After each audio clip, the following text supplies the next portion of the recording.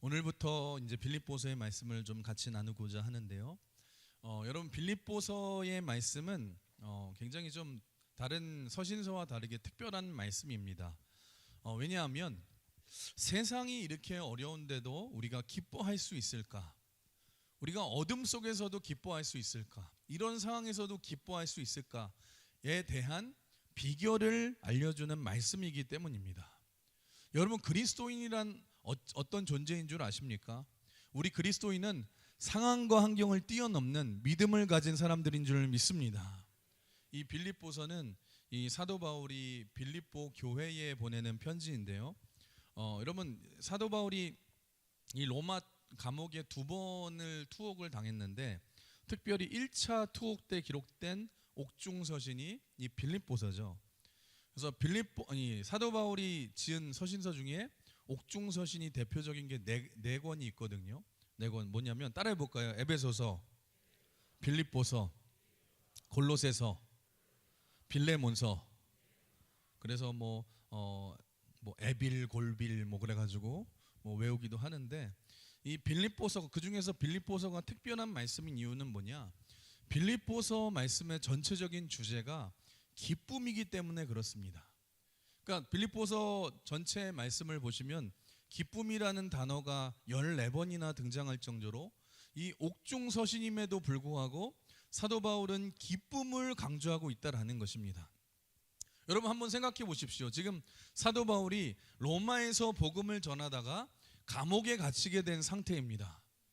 열심히 복음을 전하다가 이제 감옥에 갇혀서 복음 전하는 것이 중단된 상태인데 여러분 가만히 눈을 감고 생각해 보니 생각만 해도 가슴이 답답하고 여러분 생각만 해도 마음이 답답한 교회가 있는 반면 생각만 해도 입꼬리가 올라가고 생각만 해도 기분이 좋은 교회가 있는데 그게 바로 빌립보 교회라는 것입니다.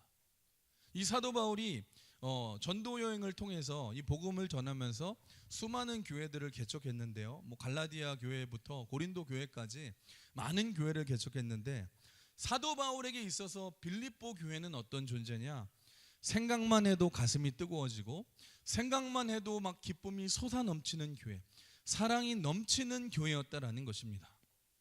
특별히 이제 빌립보서의 오늘 처음 말씀인 오늘 말씀은 빌립보 교회에 보낸 편지의 처음 인사말의 말씀인데요.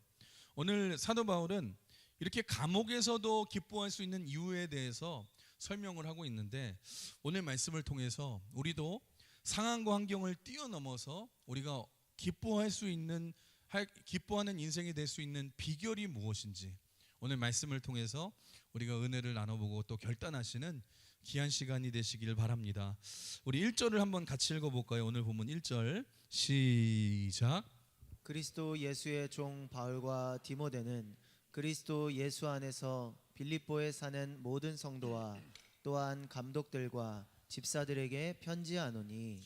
여러분 오늘 빌립보서의 말씀이 바울이 쓴 다른 서신서와 다른 점이 한 가지가 있습니다. 그게 뭐냐면 다른 서신서들은 대부분 보시면 사도 바울이 자기 자신을 인사말에서 소개할 때 그리스도로 인해 하나님의 사도로 택정된 나 바울은 사도 바울은 이렇게 하면서 인사말을 시작하면서 그러니까 바울이 내가 하나님께서 보내신 사도임을 강조하면서 말씀이 시작이 됩니다.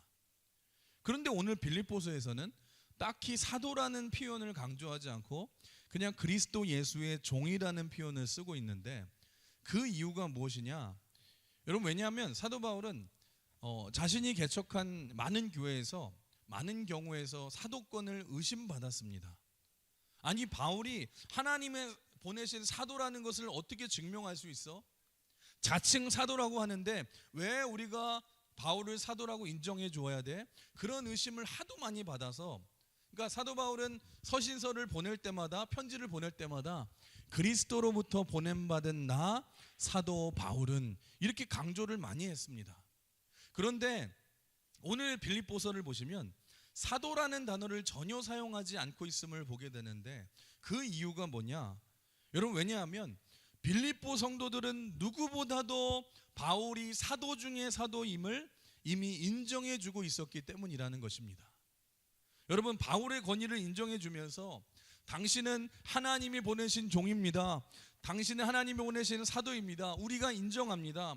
마음의 문을 활짝 열고 사도권을 인정해 주니 여러분, 사도 바울이 볼 때에 빌립보 교회가 얼마나 고맙고 기쁘겠습니까?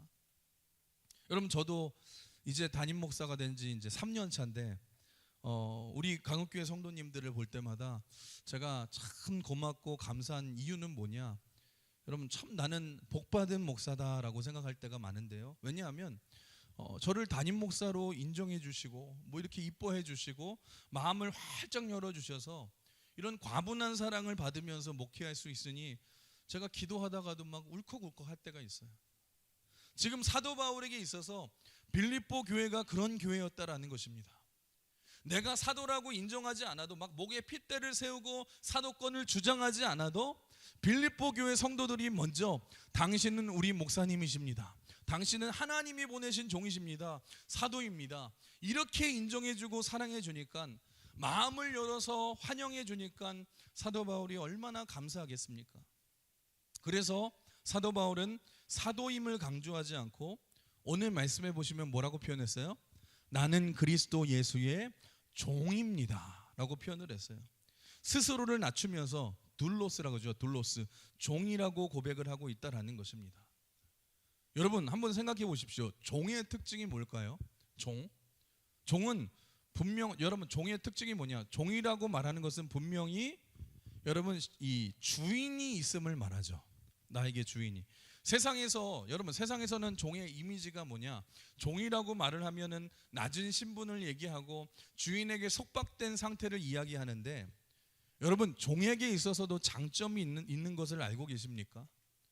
여러분, 종으로서 누릴 수 있는 가장 큰 장점은 뭐냐? 여러분, 한번 따라 볼까요? 종은 문제가 생겨도 염려할 필요가 없습니다. 종은요, 문제가 생겨도 염려할 필요가 없어요. 왜요? 책임은 누가 지기 때문에? 주인이 지기 때문에. 마찬가지로 지금 바울이 나는 그리스도의 종이라고 믿음으로 소개하는 고백 속에는 무슨 뜻이 담겨 있냐면, 나는 그리스도의 종입니다. 예수님이 나의 주인 되십니다. 그러므로 나는 염려할 필요가 없습니다. 왜냐하면 주님이 내 삶을 인도해 주시기 때문입니다. 그 고백이 담겨져 있다는 것입니다. 사랑하는 성도 여러분, 우리도 마찬가지입니다. 여러분은 예수님을 어떤 존재로 지금 인식하며 살아가고 계십니까? 여러분은 예수님을 여러분의 삶에 필요할 때만 찾고 필요할 때만 구하는 옆집 아저씨 같은 존재입니까? 아니면 사도 바울 같이 예수님은 내 인생을 주관하시고 책임지시는 내 인생의 주인으로 모시고 계십니까? 여러분, 내 삶을 내가 주인이 되어서 살아가면은요, 피곤한 인생이 될 수밖에 없습니다. 왜 그렇습니까? 내가 스스로를 인생을 어떻게 책임질 수 있습니까? 인생의 그 수많은 짐들과 죄짐을 나 스스로 처리하지 못하잖아요. 그런데 예수님을 믿고 예수님을 내 마음에 모신다는 것은 뭐냐? 예수님을 내 인생의 주인으로 모시는 것을 말하고요, 롤드십이라고 하죠. 롤드십. 여러분, 내 인생의 주권을 주님께 맡김을 얘기한다라는 것입니다. 예수님이 나의 주님이 되셨다는 얘기는 내 인생의 모든 짐을 예수님께 맡김을 의미한다라는 것입니다. 그래서 내 인생을 내가 책임지는 것이 아니라 주님이 내 인생을 인도하시고 책임져 주시니까 염려할 필요가 없잖아요. 그래서 예수님을 주인으로 모신 인생에는요, 하나님이 주시는 평안이 찾아오는 거예요. 우리 인생의 수많은 염려와 근심과 염려에서 해방되는 유일한 방법이 뭐냐?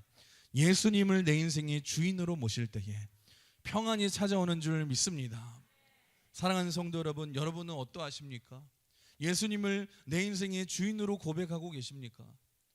여러분, 내가 내 삶의 주인이 되면은요, 인생을 살아가다가 두려움이 찾아오고 근심이 찾아오고 낙심이 찾아올 수밖에 없지만, 하나님을 내 인생의 주인으로 모시면 우리 인생의 모든 죄짐과 무거운 짐을 주님께 맡기기 때문에, 여러분, 하나님이 책임져 주시기 때문에 우리에게 참 평안이 임하는 줄 믿습니다. 오늘도 예수님을 여러분의 삶의 주인으로 모시고 참 평안을 누리시길 주님의 이름으로 축원합니다. 그런데 또한 사도 바울은 예수님을 주인으로만 모신 게 아니라 2절 보시면 뭐라고 표현해요? 하나님 우리 아버지와 라고 표현을 합니다. 하나님을 뭐라고 부르냐면 아버지라고 불러요. 그냥 세상적인 주인과 종의 관계처럼 피상적이고 권위적인 관계가 아니라 하나님은 또 어떤 분이십니까? 우리 아버지시라는 것입니다. 여러분, 아버지라는 말은 무슨 말이에요? 나는 하나님의 자녀임을 말하는 것이죠.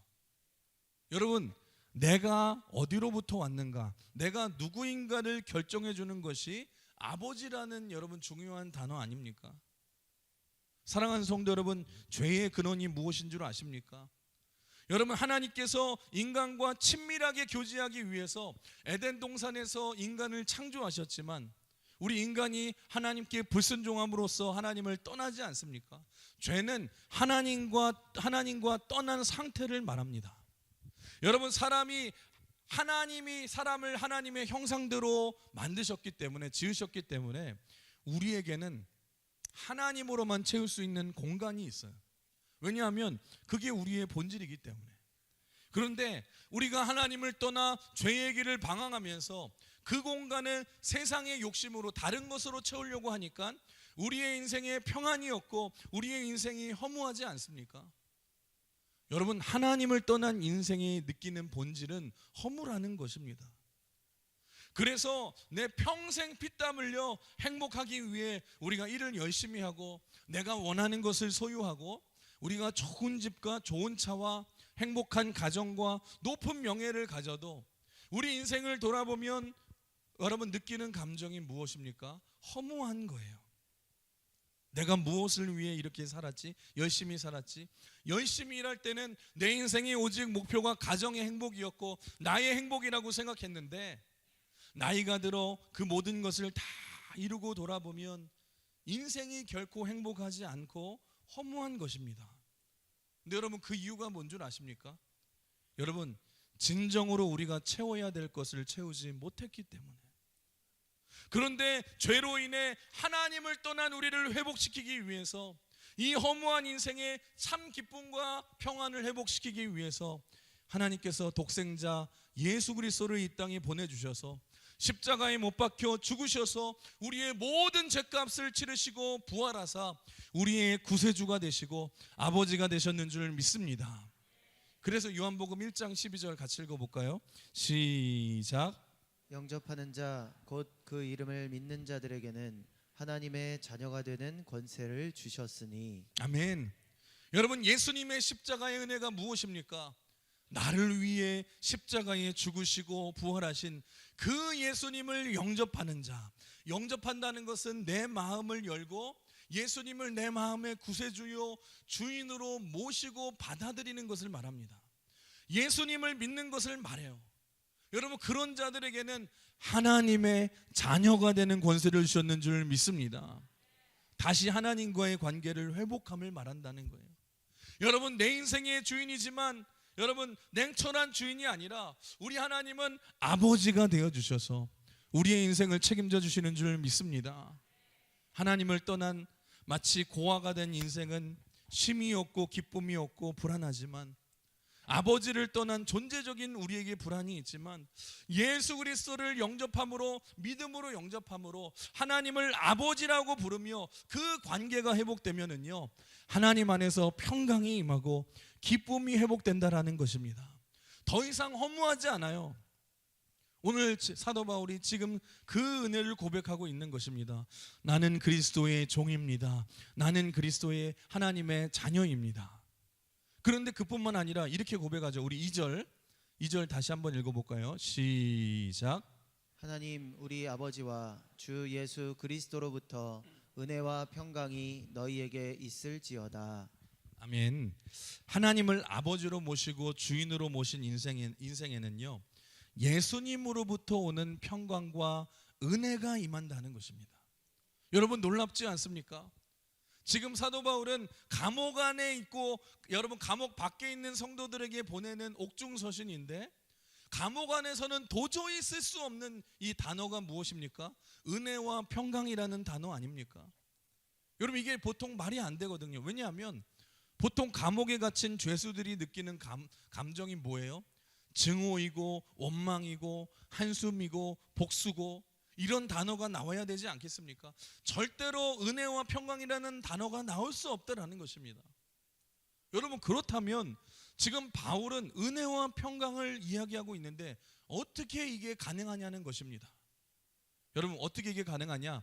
하나님을 내 아버지로 모시고, 여러분, 내 인생의 주인으로 모신 인생은 환경과 상황을 뛰어넘어 평안과 기쁨을 누리는 줄 믿습니다. 사랑하는 성도 여러분, 혹시 여러분의 삶에도 이런 감옥 같은 삶을 살고 계신 분이 계십니까? 여러분, 창살 없는 감옥 같은 인생같이 우리가 하나님을 떠나서 원망과 한숨과 증오와 짜증이 내 삶을 뒤덮고 있다라면, 여러분, 오늘 사도 바울의 모습을 보십시오. 감옥 안에 있지만 오히려 은혜와 평강을 고백하고 있지 않습니까? 그래서 하나님을 내 인생의 주인으로 아버지로 모신 바울을 가장 잘 표현하는 중요한 단어가 있어요. 여러분, 그게 바로 1절에 나오는 뭐라고 그래요? 따라해 볼까요? 그리스도 예수 안에서. 여러분, in Christ, 그리스도 예수 안에서. 지금 사도 바울은 뭐라고 고백하고 있냐? 하나님은 나의 아버지이십니다. 내 인생의 주인이십니다. 그래서 나는 감옥 안에 있는 것이 아니라 주 안에 있습니다. 주 안에 있습니다. 그래서 나에게는 은혜와 평강이 넘칩니다. 은혜와 평강이 넘칩니다. 여러분, 감옥 밖에 사람들의 눈으로 볼 때에는 아이고, 저 불쌍한 바울 저렇게 고생만 하다가 결국 감옥에 갇혀서 인생이 끝났구나, 영락없는 절망이라고 생각을 하지만, 오히려 사도 바울은 손사래를 치면서 지금 뭐라고 고백하고 있습니까? 아닙니다. 나는 감옥 안에 있는 것이 아니라 주 안에 있습니다. 나는 주 안에 있습니다. 그래서 나는 어떤 은혜와 어떤 평강의 어떤 상황 가운데 있더라도 은혜와 평강이 넘치는 삶을 살아가고 있습니다. 나는 어떤 고난과 역경도 넉넉히 이길 수 있습니다. 여러분, 그렇습니다. 주 안에 있는 자에게 무슨 근심이나 염려가 있을 수 있겠습니까? 주 안에 있는 나에게 딴 근심 있으랴. 십자가 밑에 나가 내 짐을 풀었네. 여러분, 우리가 주 밖에 있으니까 근심과 염려가 있는 것이지, 주 안에 있으면은 근심과 염려가 없다라는 것입니다. 여러분, 십자가 앞에 나아가서 내 모든 인생의 짐을 예수님께 다 풀었는데 우리가 주 안에 있는데 뭐가 두렵겠습니까? 여전히 내 상황이 변하지 않아 내 인생이 감옥 같은 상황이라 할지라도, 광야 같은 인생이라 할지라도 주 안에 있으면 절망하지 않아요. 여러분, 주 안에 있으면 외롭지 않아요. 오히려 우리 안에서 찬송이 나오고 기쁨이 나오는 줄 믿습니다. 주님을 찬송하면서 할렐루야 할렐루야, 내 앞길 멀고 험해도 나 주님만 따라가리. 사랑하는 성도 여러분, 왜 우리에게 염려와 근심과 걱정이 가득한 줄 아십니까? 여러분, 왜 이렇게 살면서 여러분 죽을 흰상을 쓰면서 사는 줄 아십니까? 여러분, 주님 밖에 살아서 그렇다는 것입니다. 여러분, 주님 밖에 살면서 내 힘으로 모든 문제를 내가 해결하려고 하고 내 모든 짐을 내가 다 지려고 하니까 어떻게 근심이 없겠습니까? 여러분, 주님 안으로 들어와야 될 줄 믿습니다. 다시 방향을 돌려서 주님 안으로 들어와야 돼요. 옆 사람과 인사해볼까요? 주님 안으로 다시 들어옵시다. 할렐루야. 여러분, 주님 안으로 들어오셔야 돼요. 예수님 안으로 들어오셔야 돼요. 그럴 때 은혜와 평강과 기쁨이 회복될 줄 믿습니다. 여러분, 저는요, 이제 여름철만 되면은 이제 뭐 피서를 가고 막 그러잖아요. 저는 웬만하면 바다를 잘 안 가요. 왜냐하면 저는 바다가 무섭기 때문에. 여러분, 요즘에는 간 지가 오래됐지만 이 작년에는 이제 강릉을 이제 바다를 가보긴 했지만 저는 여름에도 가면은 수영장을 가지 바다는 안 갑니다. 근데 왜 그러냐면 괜히 그런 기분이 들어요. 괜히 바닷속에 있으면 상어가 나올 것 같아서. 여러분 괜히 이쪽을 보면은 뭐가 이렇게 지느러미가 뭐 튀어나가지고 막 뜨드뜨드뜨드뜨드뜨드뜨드 그럴 것 같아가지고 뭔가 너무 뭐 무섭더라고요.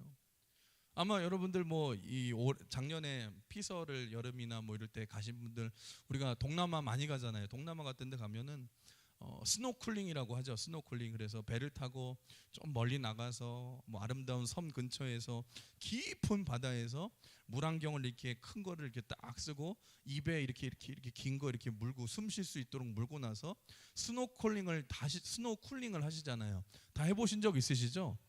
그러니까 숨을 쉬면서 이제 바다 밑을 보는데, 여러분 그거 아시죠? 깊은 바다일수록 위에서 보면은요 바닷속이 시꺼멉니다. 그러면은요 여러분 저는 그게 너무너무 무서운 거예요. 그런 괜히 여러분 배 타고 멀리 나갔다가 상어 나오면 어떡해요?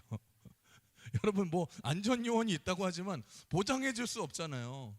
그래서 저는 그게 너무너무 무서운 거예요. 바다에 무섭고, 그것뿐만 아니라 여러분 뭐 이 바다 나가면 갑자기 막 상어가 나오고 그럴까 봐 영화 같은 데서 나오는 막 상어가 나올 때가 너무 무서워가지고 웬만하면 바다에 안 들어가는데, 근데 사실 여러분 그거 아십니까?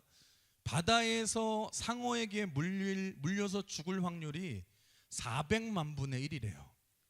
400만 분의 1. 근데 여러분 놀라운 사실은 번개 맞아서 죽을 확률이 15,000분의 1이래요. 그러니까 무슨 말이냐? 여러분 바다에서 상어에게 물려 죽을 확률은 번개 맞아 죽을 확률보다 여러분 더 낫다라는 거예요. 여러분 그런데도 무서워요. 그런데도 저는 무서워요. 영화를 봐서 그런지. 그런데 여러분 제가 유일하게 상어에게 당당해질 때가 있습니다. 언제냐? 여러분 수족관 가보셨죠? 수족관 가보시면은, 제가 일산에 살 때도 이제 수족관이 거기 유명한 게 있었고 뭐 제주도에도 있고, 그런데 수족관에 가면은 제일 하이라이트 구역이 어디예요? 수족관에 유리관 같은 데 있잖아요. 유리관 같은 데 통로가 탁 있고, 거기를 이제 사이를 딱 지나가면은 바닷속을 마치 막 내가 걷는 것 같고 바닷속에 있는 것 같은 그런 느낌이 들잖아요. 근데 여러분 딱 거기를 지나가면은요, 여러분 등치가 이만한 이 상어가, 나보다 훨씬 큰 상어가 내 위를 이렇게 유유히 떠다녀요. 날카로운 이빨을 막 드러내면서 내 옆을 쓱 지나가요. 그런데 거기서는 제가 무서워할까요? 안 무서워할까요? 안 무서워해요. 절대로 안 무섭습니다. 오히려 당당해집니다. 나랑 한번 붙을게요 막 그러면서. 왜냐하면 저는 유리관 안에 있기 때문에. 오히려 무서워하기는커녕 저는 상어 감상을 하거든요. 야, 상어가 이렇게 뾰족하게 생겼구나. 상어 잘생겼네 그놈. 그러면서 제가 이렇게 감상을 하는데, 여러분 마찬가지죠. 뭐 에버랜드나 뭐 사파리 같은 데 가보면은 거기 가면 버스 같은 이렇게 차를 타고 사파리도 가잖아요. 막 이렇게 창살이 있는, 감옥 같은 창살이 있는 버스를 타고 쭉 가다 보면 사자 있는 구역으로 오면 사자가 와서 막 앞발로 막 이러잖아요. 그런데도 여러분 우리는 염려하지 않아요. 무서워하지 않아요. 왜요? 차 안에 있기 때문에. 지금 마찬가지로 여러분 사도 바울이 지금 감옥 안에 있으면 여러분 원망과 증오와 복수밖에 없어야 되는데, 감옥 안에 있음에도 불구하고 예수님이 나와 함께 감옥에 계시기 때문에 나를 예수님 안으로 감추어 주시고 보호해 주신다는 것입니다. 나를 예수님 안으로 감추어 주시고 보호해 주시고, 그러니 나는 감옥 안에 있는 것이 아니라 감옥 안에 나와 함께 하시는 예수 안에 있기 때문에 주 안에 있는 나에게 무슨 근심과 염려가 있겠습니까? 그러기에 상황과 환경을 뛰어넘어서 여러분 주님이 주시는 은혜와 평강이 넘치는 인생이 된다라는 것입니다. 사랑하는 성도 여러분, 그렇습니다. 상황과 환경을 뛰어넘어 참 평안과 은혜 가운데 거하는 비결은 다른 게 아니라 예수 안에 거해야 될 줄 믿습니다. 예수 안에 거하시길 주님의 이름으로 축원합니다. 때로는 인생을 살다 보면은요, 여러분 주님이 우리의 인생을 빈들과 같은 곳으로 여러분 우리를 떠미실 때도 있고, 우리의 인생에 참 어려운 환경과 상황에 처할 때도 있어요. 여러분 그런데 잊지 마십시오. 그럼에도 불구하고 우리가 안전한 이유는 뭐냐? 주님 안으로 우리를 숨겨주시고 주님과 함께 그 광야를 지나가고 여러분 감에도 불구하고 주님이 우리를 지켜주시기 때문에 우리는 주 안에 있기 때문에 절망이 결코 우리를 사로잡지 못하고 어떤 역경도 우리가 이길 수 있는 줄 믿으시길 바랍니다. 아니 여러분, 잠수함을 타고 가는 사람은 물을 무서워하지 않잖아요. 아무리 깊은 바닷속을 들어가도 잠수함 안에 들어있으면 무섭지 않습니다. 옆에 상어가 100마리가 지나가도 무섭지 않아요. 마찬가지로 여러분, 예수 안에 있으면 여러분 우리가 모든 것이 두렵지 않지만, 근데 여러분 예수 밖에 있으면 안 돼요. 예수 밖에 있으면 모든 상황과 환경을 내가 마주쳐야 되고 여러분 내가 처리해야 되지만, 예수 안에 있으면 우리의 인생에 어떤 고난과 역경을 지난다 할지라도 여러분 우리는 주 안에 있기 때문에 주님이 나를 보호해 주실 줄 믿습니다. 그래서 여러분 우리의 삶에 기쁨이 넘치고 은혜 충만한 삶을 살게 될 줄 믿으시길 바랍니다. 사랑하는 성도 여러분, 오늘 말씀을 정리하면서 오늘 마치면서 오늘 빌립보서의 말씀을 시작하시면서 올 한 해 여러분들이 이런 마음을 좀 가지셨으면 좋겠어요. 한번 따라해 볼까요? 예수 안에 거하며 살아갑시다. 옆 사람 인사해 볼까요? 예수 안에 거합시다. 할렐루야.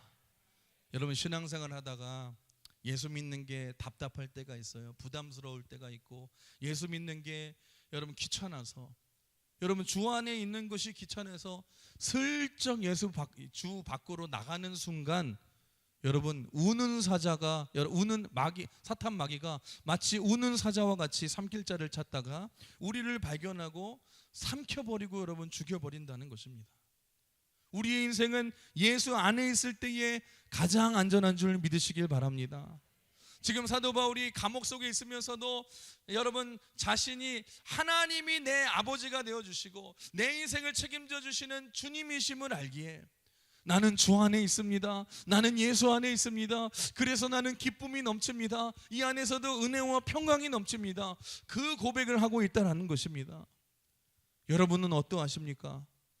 여러분 내 힘으로 모든 죄짐과 인생의 무거운 짐을 나 홀로 지고 견디다 못해 쓰러지지 마시고 주 안에 거하시길 주님의 이름으로 축원합니다. 예수 안에 있을 때에 어떤 상황과 환경을 뛰어넘어 하나님의 은혜와 평강과 기쁨이 넘치는 삶이 될 줄 믿습니다. 그래서 여러분 그리스도인들은 언어 생활이 중요하잖아요. 옆 사람 오랜만에 2025년 버전이니까 새로 합시다. 올해도 요놈을 조심합시다. 여러분 어떤 어려운 환경 속에 있다 할지라도 그래서 믿음의 말을 하십시오. 믿음의 말을 하십시오.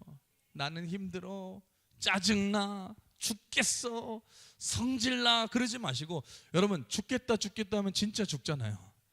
여러분 짜증나 그러면 진짜 짜증나거든요. 그런 말을 쓴다는 것은 뭐냐, 내가 자꾸 주님 안이 아니라 밖으로 벗어나려고 할 때 그런 말이 나오거든요. 여러분 주 안에 있으면 우리의 언어가 변합니다. 여러분 자꾸 죽겠다 하지 마시고, 여러분 죽겠다를 바꾸어서 여러분 내 모든 평안과 기쁨이 죽게 있다.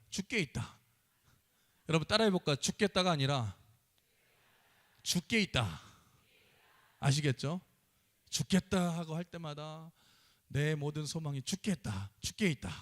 그렇게 하시고, 여러분 반대로 소망을 잃어서 내가 자살해야겠다, 자살해야겠다 그러지 하지 마시고, 여러분 자살을 반대로 하세요. 따라해 볼까요? 자살이 아니라 살자. 여러분 자살하지 마시고 자꾸 그럴 때마다 살자 그러시고, 여러분 예수 안에 있으면 죽을 이유가 하나도 없어요. 살 이유밖에 생각이 안 나거든요. 여러분 짜증날 때마다 여러분 짜증 부리면서 내 힘들다 그러지 마시고, 여러분 내 힘들다를 거꾸로 하십시오. 따라해 볼까요? 내 힘들다가 아니라 다들 힘내. 여러분 그래서 내 힘들다 하지 마시고 다들 힘내. 그래서 여러분 우리의 언어 생활이 변하고 믿음의 말을 해야 될 줄 믿습니다.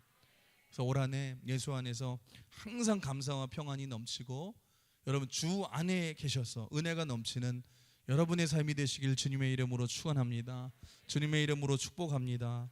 우리 이 시간에 찬송가 370장 주 안에 있는 나에게 딴 근심이 있으랴.